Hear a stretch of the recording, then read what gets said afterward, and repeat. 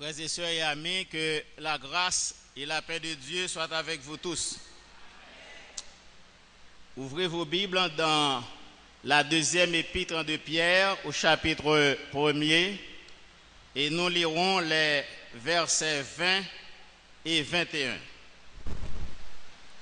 2 Pierre chapitre 1er, versets 20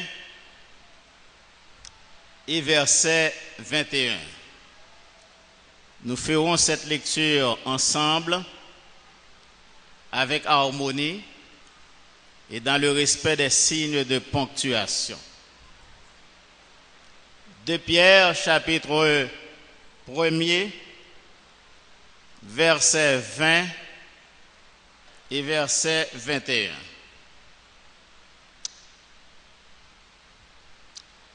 Allez-y. Sachez tout d'abord vous-même qu'aucune prophétie de l'Écriture ne peut être un objet d'interprétation particulière, car ce n'est pas par une volonté d'homme qu'une prophétie a jamais été apportée, mais c'est poussé par le Saint-Esprit que des hommes ont parlé de la part de Dieu. Amen.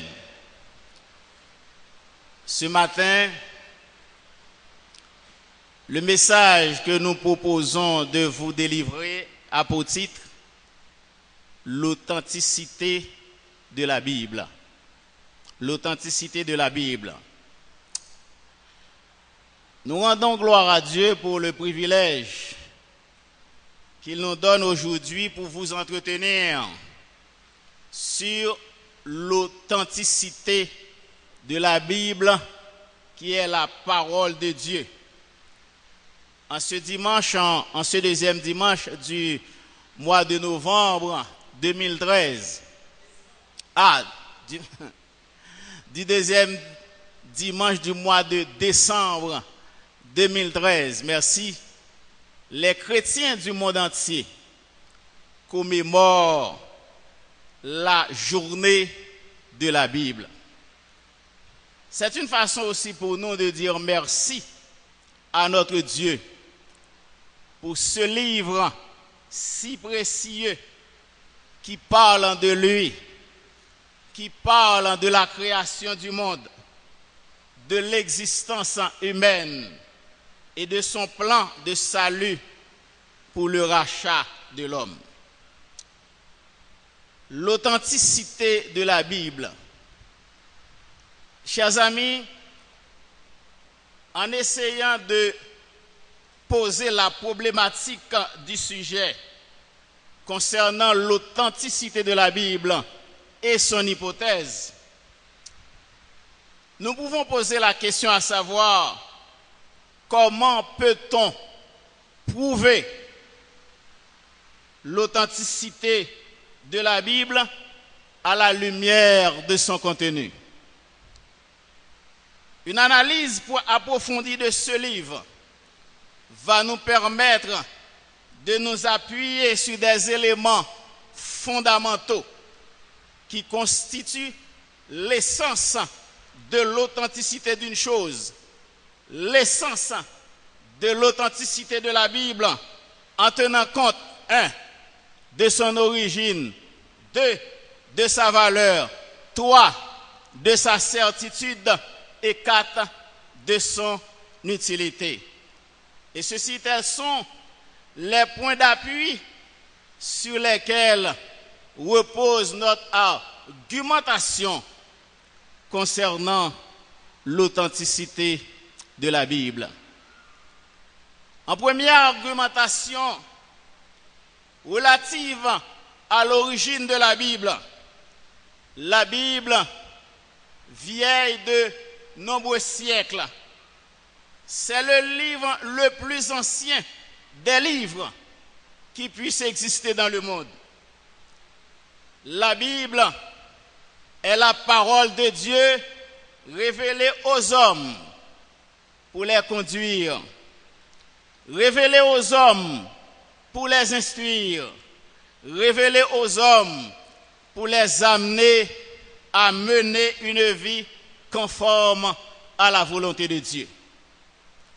La Bible, disons-nous, est différente de tout autre livre, en ce sens qu'elle est directement la parole de Dieu.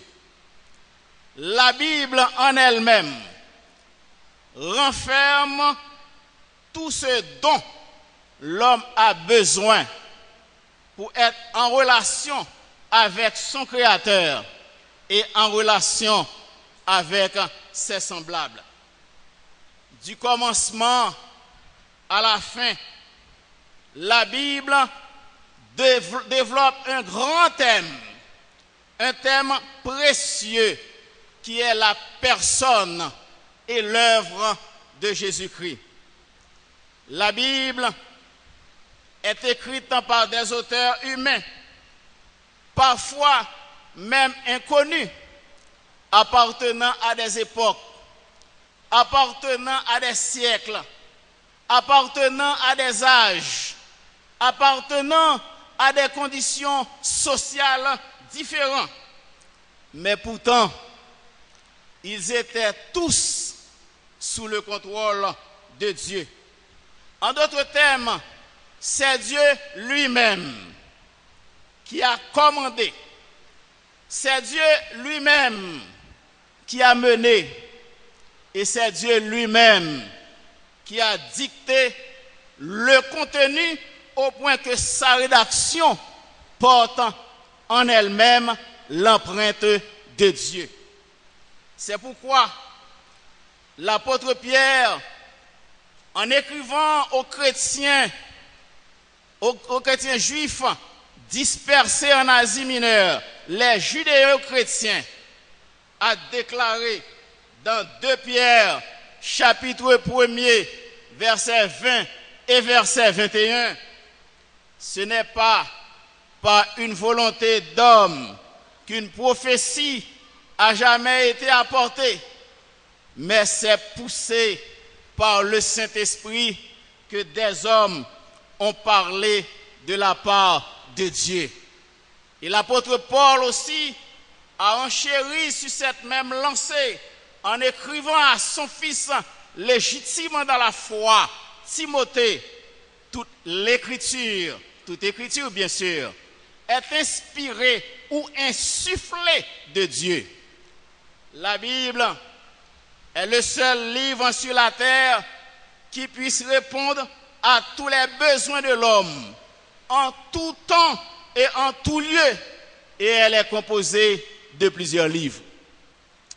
Comment peut-on comprendre qu'un homme, être matériel, être fini, être limité, puisse rédiger un ouvrage de plusieurs siècles et diriger d'autres hommes pour aboutir à l'unicité du contenu de la rédaction qui est centrée sur un personnage unique, à savoir le Seigneur Jésus-Christ.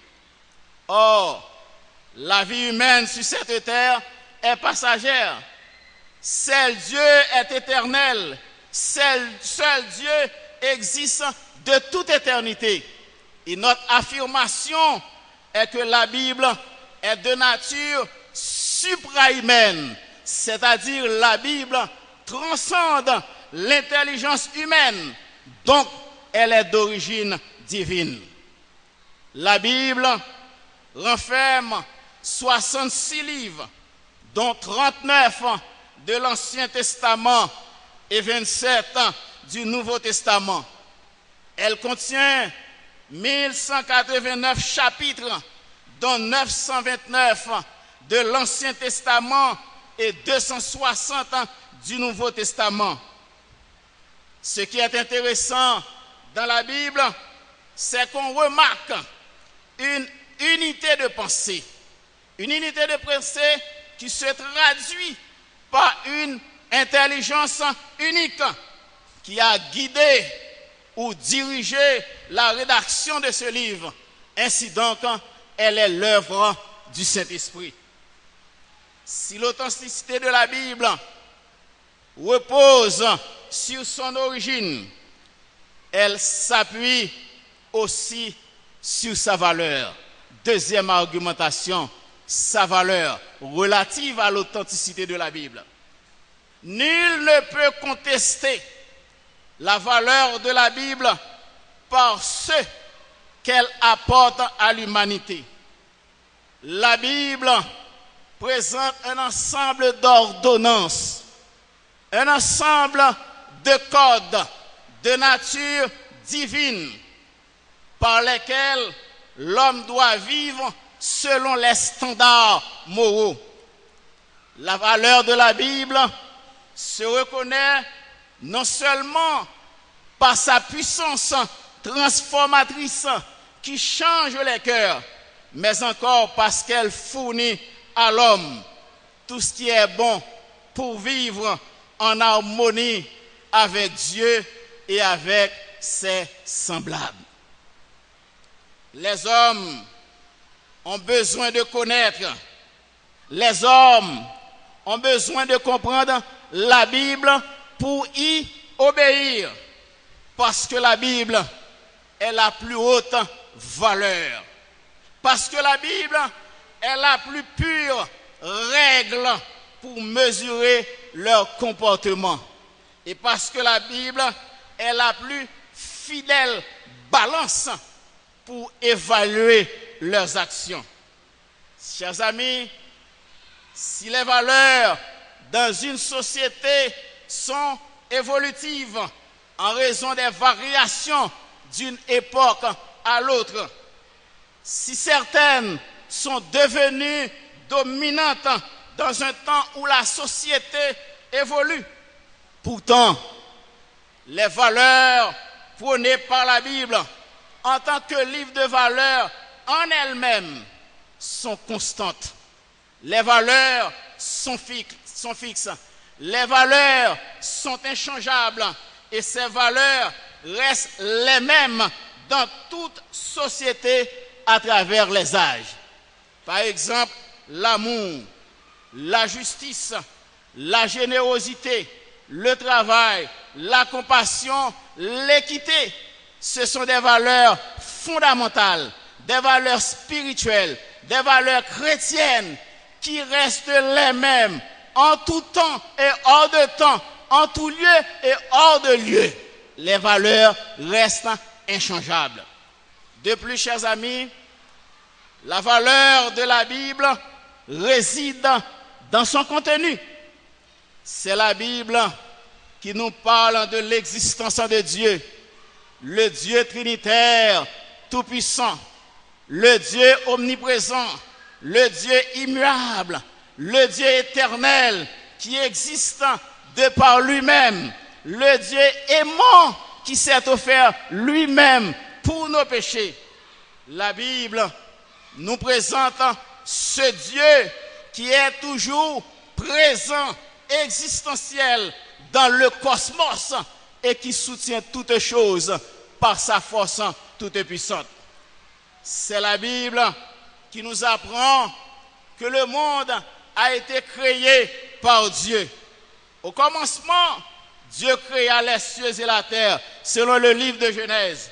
Que la lumière soit, et la lumière fut. Genèse 1er, verset 3. Dieu dit, faisons l'homme à notre image, selon notre ressemblance, et qu'il domine sur les poissons, sur la mer, sur tous les oiseaux du ciel, sur le bétail, sur toute la terre, et sur tous les reptiles qui rampent sur la terre. Genèse 1er, verset 26.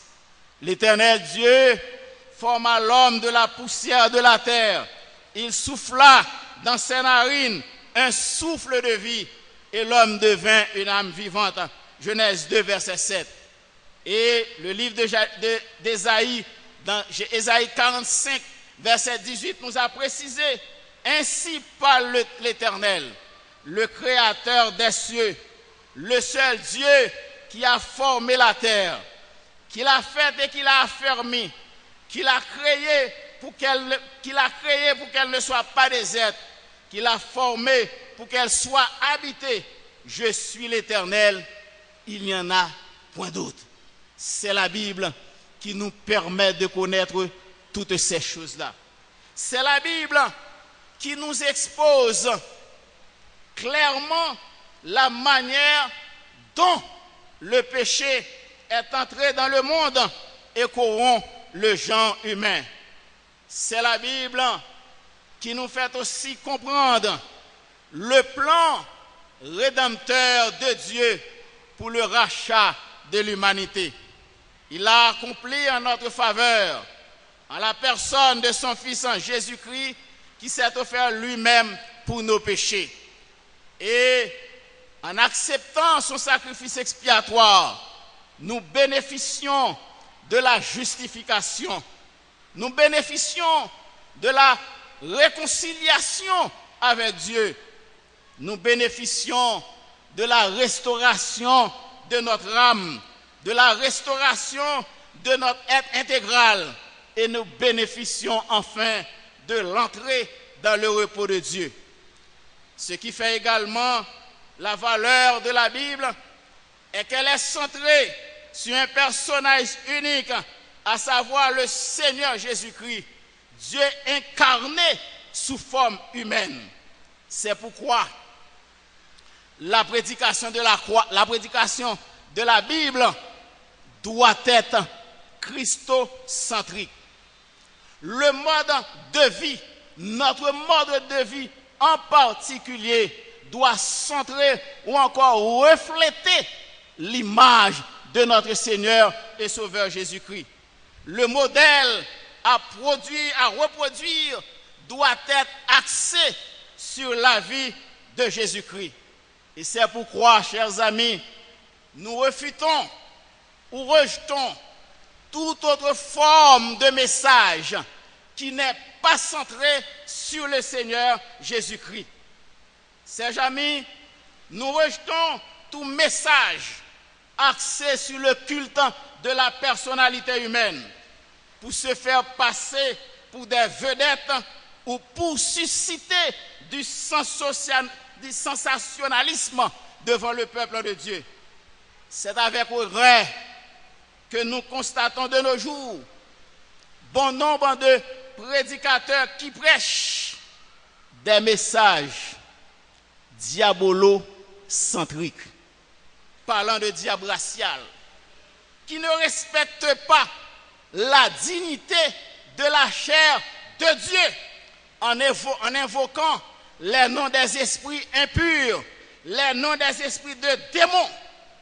Croyez-moi, chers amis, ces genres de messages n'ont aucune valeur quant au renoncement, quant au renforcement de notre communion avec Dieu, quant à la restauration de l'âme, quant au chemin qui conduit à la repentance de l'homme pécheur.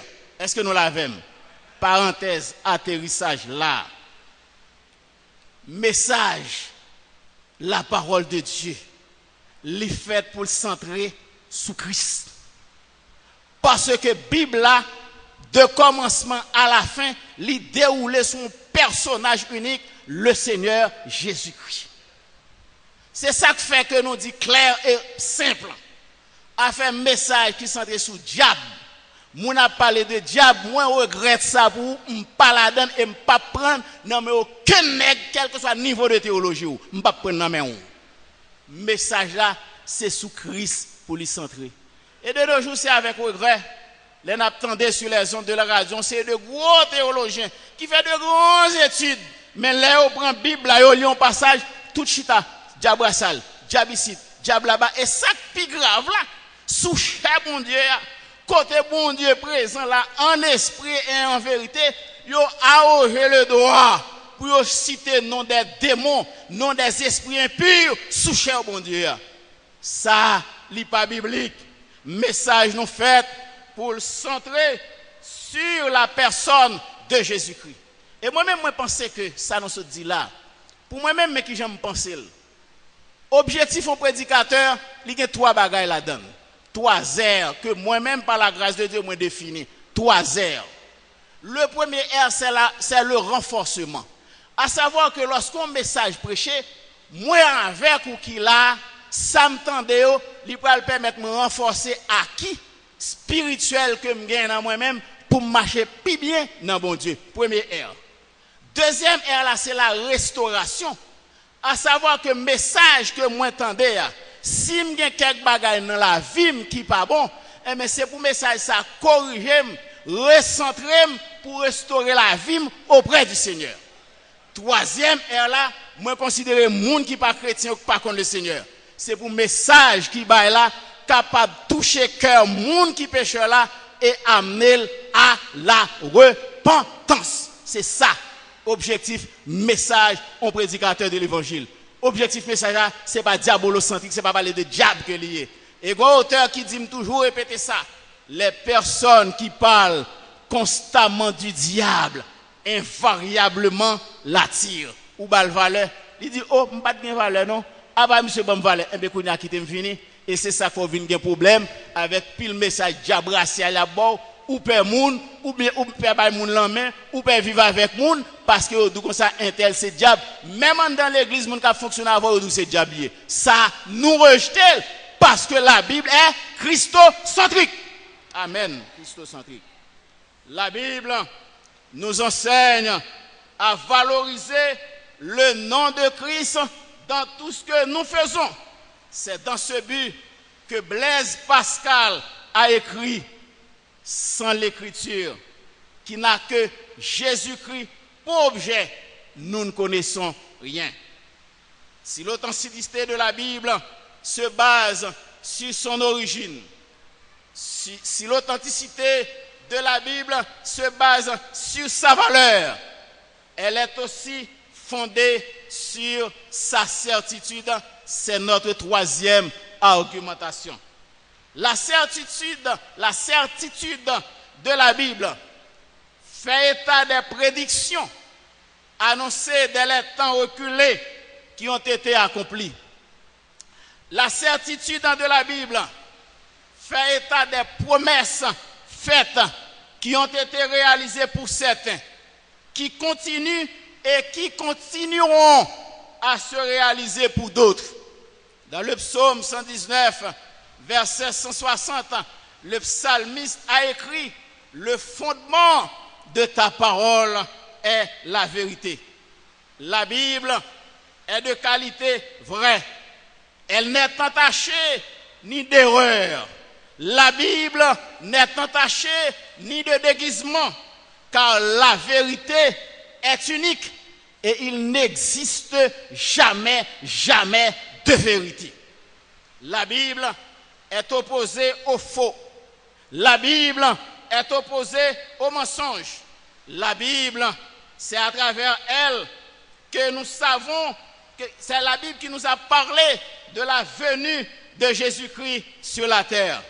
La venue de Jésus-Christ sur la terre, sa naissance, sa vie sur terre, sa mort, sa résurrection, son enlèvement, son retour pour rencontrer les siens dans les airs et restaurer le système de choses. Sur 6, 5 ont été réalisés à un pourcentage de 83%. Et il ne reste que l'enlèvement de l'Église auquel nous aspirons tous en tant qu'élus de Dieu. Parce qu'il est écrit dans la Bible, ce que sa bouche a dit, sa main l'accomplira. Chers amis, le Seigneur Jésus, dans la prière sacerdotale, dans Jean 17, verset 17, a dit, sanctifie-les par ta vérité, car ta parole est la vérité. Dans la Bible, il n'y a rien qui soit mensonger. Dieu assume ses responsabilités en répondant à l'accomplissement de toutes ses promesses envers ses enfants. Et c'est pourquoi Josué, en se rappelant les promesses de Dieu après leur entrée à Canaan, a écrit dans Josué 23, verset 14, « Aucune de toutes les bonnes paroles prononcées sur vous par l'Éternel, votre Dieu, n'est restée sans effet. Toutes se sont accomplies pour vous aucune n'est restée sans effet. Nous pouvons inspirer confiance à tout ce qui est écrit dans la Bible, la parole de Dieu. Oui, on peut s'y fier sans contrainte et sans inquiétude, tête frette, car la Bible est certaine et véritable. Si l'authenticité de la Bible est marquée par son origine, si l'authenticité de la Bible est marquée par sa valeur, si l'authenticité de la Bible est marquée par sa certitude, elle est également reconnue pour son utilité. Quatrième argumentation. Une chose est utile quand on peut en faire usage et en tirer profit. Je reprends. Une chose est utile quand on peut en faire usage et en tirer profit. L'apôtre Paul, en écrivant à Timothée, dans 2 Timothée 2, verset 14 à verset 17, réitère l'utilité de la Bible en disant à son fils engendré dans la foi, toi, demeure dans les choses que tu as apprises et reconnues certaines, sachant de qui tu les as apprises. Dès ton enfance, tu connais les saintes lettres qui peuvent te rendre sage à salut par la foi en Jésus-Christ. Toute l'écriture est inspirée et insufflée de Dieu et utile pour enseigner, et utile pour convaincre, et utile pour corriger, et utile pour instruire dans la justice, afin que l'homme de Dieu, la finalité, afin que l'homme de Dieu soit accompli et propre à toute bonne œuvre. La Bible est utile à tous. La Bible est utile pour l'enseignement. Et l'accent que nous voulons mettre ici, c'est sur la notion de l'apprentissage de la Bible, qu'est la parole de Dieu. L'apprentissage de la Bible dans la famille, au berceau. L'apprentissage de la Bible à l'école. Mais pourquoi ne pas intégrer les valeurs chrétiennes dans le curriculum de formation pour faire passer en termes de transversalité les valeurs spirituelles que prône la Bible. L'accent est mis sur l'apprentissage à l'école du dimanche, aux études bibliques de la parole de Dieu. C'est avec regret, oui. Semaine dernière, la fois dernière, les non venus dans l'étude des fois, l'église blanche, ou pas jeune monde, frères, sœurs, si n'a parlé de l'enseignement de la Bible, de l'enseignement de la parole de Dieu, si la caillou ou pas fait, si dans l'école côté yo pas fait avec vous, mais à plus forte raison, venir l'église dans l'école du dimanche, si il y a possibilité, c'est pas travail ou qui a bon problème, venir aux études bibliques pour apprendre la parole de Dieu. La Bible est utile pour enseigner. La Bible est utile pour convaincre. Et l'accent est mis sur la capacité de persuader les autres à refuter l'erreur, à refuter le mensonge du monde, orchestré par Satan, le diable dans l'esprit humain, mais à accepter la vérité de Dieu révélée dans sa parole. La Bible est utile pour corriger. Il s'agit ici d'apporter la correction quand les déviations se font sentir. Est-ce que nous l'avons? Apporter la correction quand les déviations se font sentir. Atterrissage. Dès pour sentir à l'intérieur de l'église, une déviation qu'a faite qui par rapport à la parole de Dieu, immédiatement stopper. Parce que les conséquences à venir grave. Stopper. C'est ça qui dit dans la Bible là, c'est libre pour pratiquer. Je vais vous donner un exemple très simple avec vous, très simple. Moi, j'aime lire Apocalypse, j'aime lire la Bible, j'aime revenir dans Apocalypse chapitre 22, dans fin.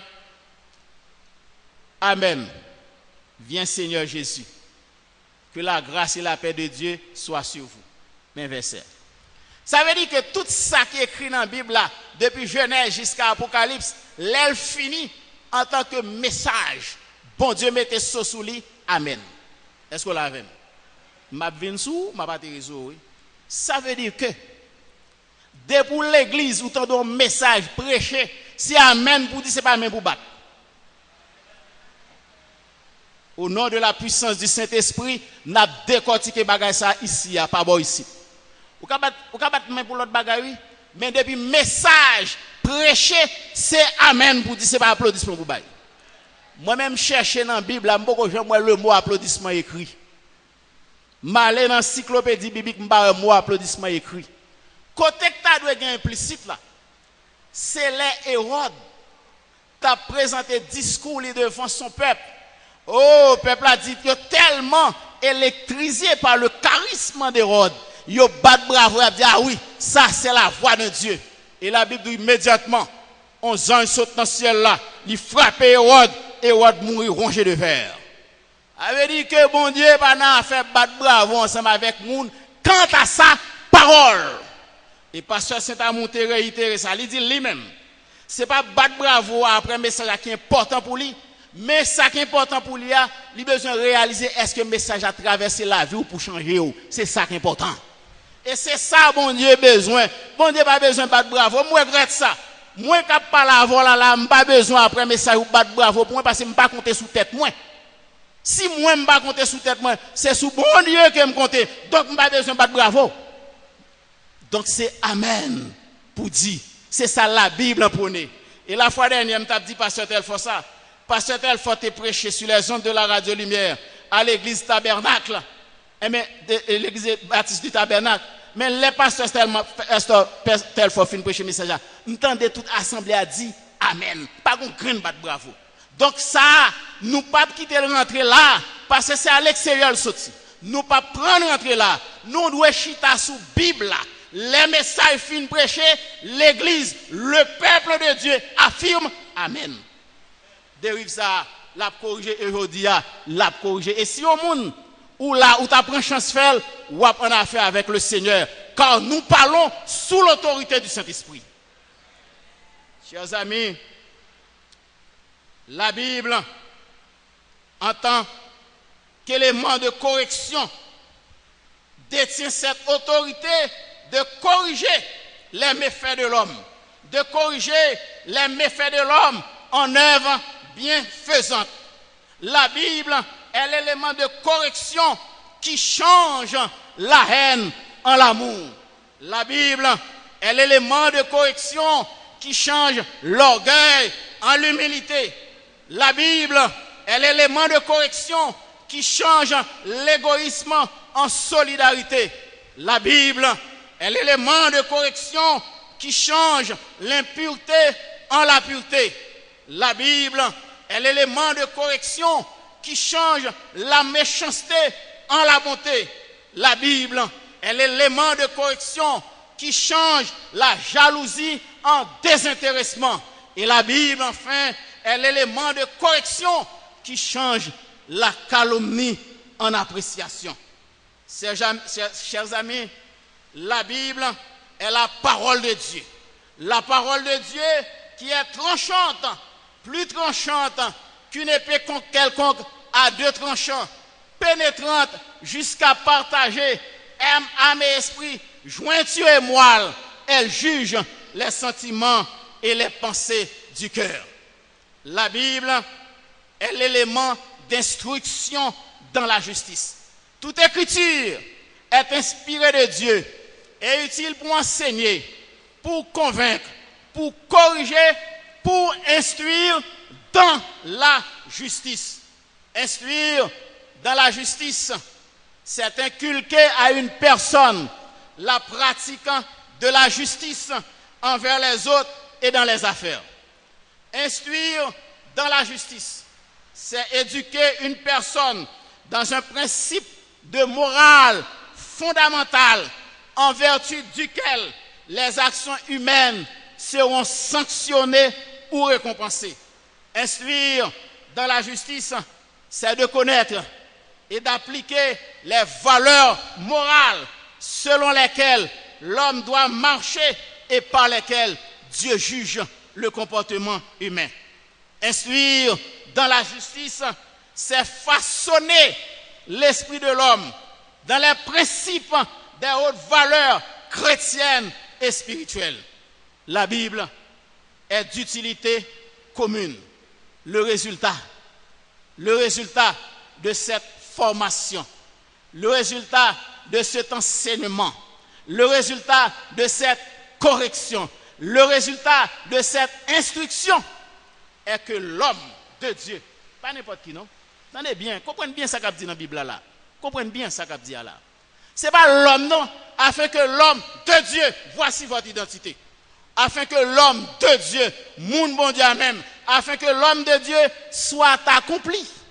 L'homme de Dieu, en d'autres termes, soit moulé, qui passe non moule. L'homme de Dieu soit huilé. L'homme de Dieu soit raffiné. C'est ça que la Bible. L'homme de Dieu soit travaillé artistement par les droits, par les touches de Dieu. C'est ça la Bible parle de l'homme de Dieu. Afin que l'homme de Dieu soit accompli et propre, exempt de toute scorie, propre, exempt de toute souillure, propre, exempt de toute impureté, afin que l'homme de Dieu soit accompli et propre à toute bonne œuvre. Parenthèse, atterrissage, salve les doux là, l'homme de Dieu.